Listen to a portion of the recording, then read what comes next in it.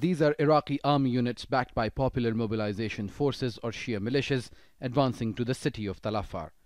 They say since Sunday morning they've taken back nearly a dozen locations and moved closer to the southern entrance of the city. They faced resistance from less than 2,000 remaining ISIL fighters as they crossed the first defensive line.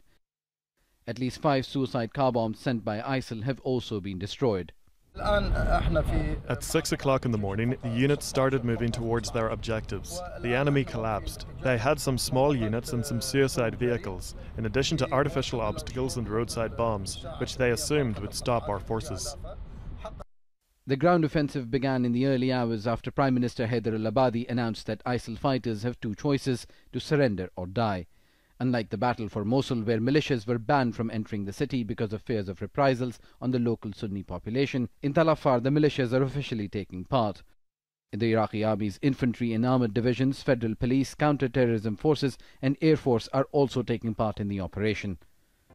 Tal Afar was taken by ISIL in 2014, and since then there has been no official count of how many of its 200,000 residents still remain.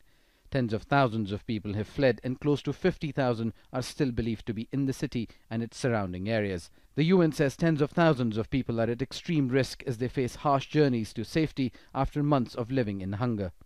There are a huge number of civilians fleeing from Tal Afar. We are transporting them using vehicles from the front lines to the allocated places for displaced people.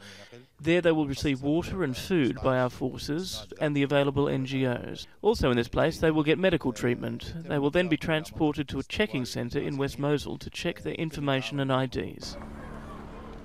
There's mistrust on all sides as more people leave their homes. Many people fleeing Tal Afar want to move to eastern Mosul and Kurdish control areas. And Iraqi forces and militias view most coming out of Tal Afar as ISIL sympathizers, resulting in strict screening.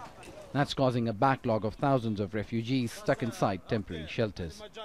Tal Afar comprises Turkmen, Arabs and Kurds, both Sunnis and Shias. The challenge for advancing forces would be to protect life and property, unlike previous battles with ISIL, where neighborhoods were decimated and entire cities were turned to rubble. Osama bin Javaid, Al Jazeera, Northern Iraq.